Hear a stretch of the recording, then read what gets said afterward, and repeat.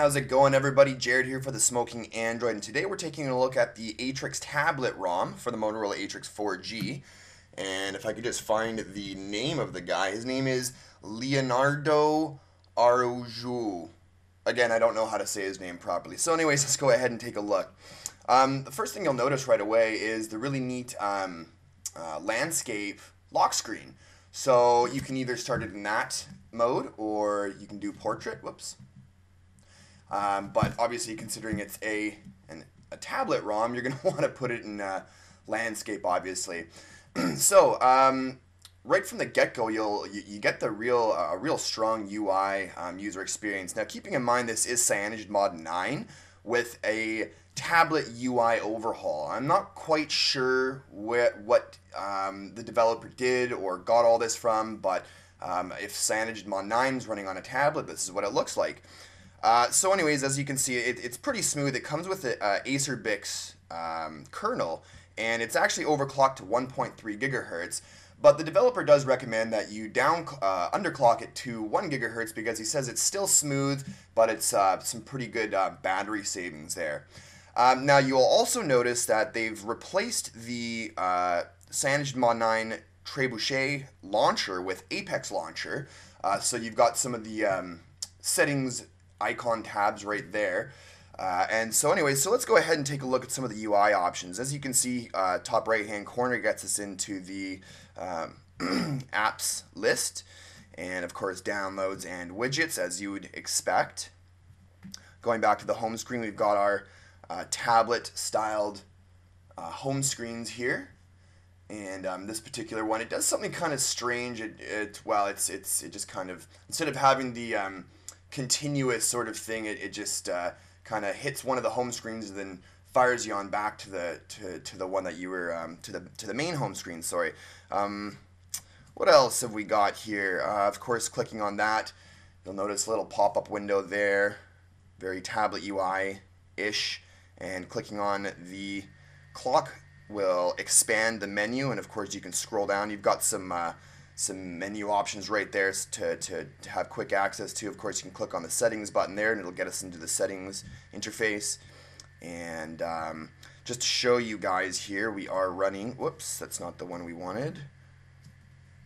We are running Android 4, and if we click on this enough times, it should, come on, it did it for me just a couple of minutes ago.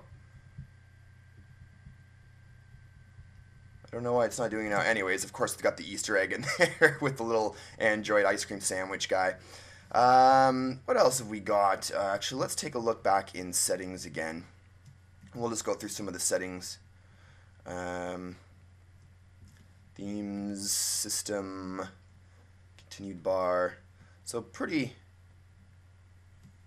basic. Everything's the same. Brightness. Let's see how bright this can go. So pretty bright. And I mean, everything's pretty much the same. Apparently fingerprint navigation has been slightly disabled. I don't know what he means by that, but just keep that in mind if you are wondering if fingerprint does work. So I haven't really looked into that too much, but nevertheless, yeah, so that's it. We'll take a look and, oops, that's not what I want to do. Performance. And processor, and as you can see, we can actually go all the way up to 1300. Alright, so what else do we have here? Camera. You kind of have the tablet UI camera app, if you will. You can, of course, portrait and landscape. It's really more meant for the landscape. I did notice that when switching to the front-facing camera and then trying to switch back again, it didn't work. So you, in fact, have to select like video mode and then go back to camera, and it'll finally click back in. I haven't tested video mode on this yet, so I'm not too sure how that's working. I realize that some people are having some issues in some other builds of CyanogenMod 9 for video recording. What else do we have here? Of course, we've got our search function. One thing I did want to show you was the web browser. And it's you can see that you can just start adding tabs up there if you wanted. And of course, now it's kind of hard, so if you do have large fingers, it's a bit difficult. I was having some issues trying to close the tabs myself. But anyway, so let's take a look at some of the, let's take a look at XDA here. And we'll head on over to their website. We'll see how quickly all this loads. We are running on Wi-Fi right now. I have my SIM card in the Samsung Galaxy Note right now because I'm going to be doing a review on that soon, so stay tuned for that video as well. But so let's do some pinch to zooming. Pretty smooth. Scrolling and pinch to zoom is nice and smooth and fast. Let's double tap out. That didn't do much. There we go.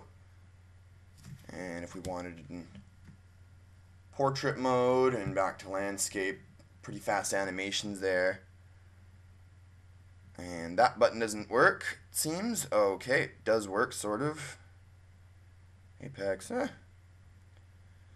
And let's see here. Got this. Just like to be expected. Also, one thing I did want to point out that this does actually come preloaded with a density, an LCD density app. And so what you can do there is, well, obviously mess around with the pixel density of the screen. Now on the thread, the developer mentioned something about changing it to 220. Obviously the guy doesn't speak English perfectly, so a lot of it was lost in translation. I couldn't quite understand what he meant by changing the density to 220 or 240. I think it might have something to do with the wallpaper, but I'm not sure. On that note, while we're here, maybe we can see what kind of wallpapers this comes with. Live wallpapers. So pretty basic, nothing too spectacular there. Alright, now let's get some benchmarks done. So like usual, I'm going to go ahead and start the benchmark up with you guys on camera here, and then I'm going to go ahead and start the test. And then of course we'll be back as soon as the test is done, guys. Alright, so we're back and we're done our benchmark test. Our result is 5836 on this particular ROM. After this particular benchmark, I did notice that the device has gotten quite warm. So if you're concerned about the device getting warm under stressful situations, then this is not the ROM for you. Alright everybody, so we are back and we're done our CF benchmark test, and we'll just go ahead and scroll down to the bottom. Well, I'll go through this slowly for all of you super nerds out there so you can appreciate what it got. Alright. Okay. And for the good stuff down at the bottom here. So, you know, not bad scores. Could be better. But not bad at all, especially considering it is a UI experienced ROM. You know, it's very smooth. It's quite an impressive ROM actually, but my opinion on this ROM, am I going to use it as a daily driver? No, I'm not, and I never will, and I wouldn't even consider using this as a daily driver. The reason behind that is because it's meant and designed for as if it was a tablet. Obviously, because of the LCD density, everything's just smaller. Now, it is a really nice ROM, but it's a novelty ROM, and that's pretty much as far as it gets. You know, if you're looking for something that's going to be compatible with all of your games and your apps and everything like that, this is not going to work for you. This isn't, I guarantee you right now, this is not going to work for every game. It's not going to work for every ROM, and I believe there isn't going to be too much more development. But because this was such a neat idea, and I really just wanted to see, you know, what the development community can do, at least with our devices, let alone CyanogenMod 9. And they turned it into, and developed a an Atrix tablet style ROM. So this was really neat. Something fun to play with. Definitely something to show off to all of your iPhone friends. You know, tell them, you know, basically you can get not only a Android tablet, but have an Android phone. So because if you have your phone rooted, you know, I also have a backed up version of SandEdge 9 from Joker. And, you know, if I want, I can switch between the two. So if I feel like having a tablet, well, I've got a tablet. Mind you, it's a 4-inch tablet. But if I want one, there it is. And if I wanted you know, a regular Android phone, well, I'll just restore my SandEdge 9 ROM. But anyways, that's basically it for testing. Some other things I did want to go over. He did include some larger fonts, which apparently makes the menu a little easier to read and so on. Settings and such. I will agree with him there, but it doesn't. If this wasn't a tablet UI, it doesn't look like it would be much more of a difference. So now moving on from that, I don't know why they haven't done it. Even in my SandEdge 9 ROM, it only has the CRT off animation, so I'm still waiting for everybody to start including the CRT on animations as well. Percentage of battery, you can have that change there in the settings. What else? Oh, the 30 volume increment thing. So, you know, basically, obviously not when you're in a phone call. This is another bug that oh wait, no, I'm sorry, that's not a bug. My mistake, forget everything I just said. But basically when you're in an app, you know, and you're moving your volume up and down, you'll have 30 increments instead of big 15 to 20% chunks like that. What else here?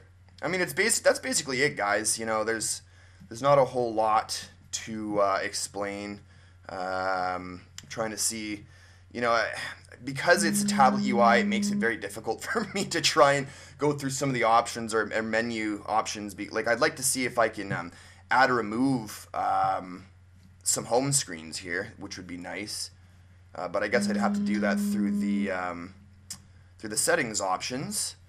So let's take a look if I can do that. But you know, it's not quick. Like, you can't just tap on the home screen or let's see, go in here, go over to widgets, you know. Anyways, guys, I'm rambling. Basically, most of the stuff works. You know, it's got the landscape and portrait lock screen. I thought this was a really neat novelty feature. I like how we got that done. Another thing, I guess it's a bug. For some strange reason, when I upgraded the market to the Google Play Store, for some reason, terminal emulator either wants to open or it's constantly running down here, and I'm not sure why. So I'll open up that. You know, I can't find it. I found it earlier in the task manager over here, and I removed it, but it's still showing up in the task tray down there. So I'm not too keen on that. There's obviously still some bugs, and I would be surprised if he continued to update this particular ROM. But anyways, that's basically it, guys. If you are interested in it, well, I'm going to be posting a link in the description below to the thread so you can download. But yeah, that's it, guys. Thank you very much for watching. Hopefully you liked this video and gave you an idea of what the Motorola Atrix would look like if it had a tablet brother. Anyways, make sure you give this video a thumbs up and subscribe for more videos like this one. Stay tuned in the future for our Galaxy Note, Samsung Galaxy Note review that we'll be doing. I'm going to be putting that to the test because nobody reviews a phone like the Smoking Android reviews a phone. Sort of. Anyways, guys, that is it. Thanks for watching, and till next time, the Smoking Android signing out.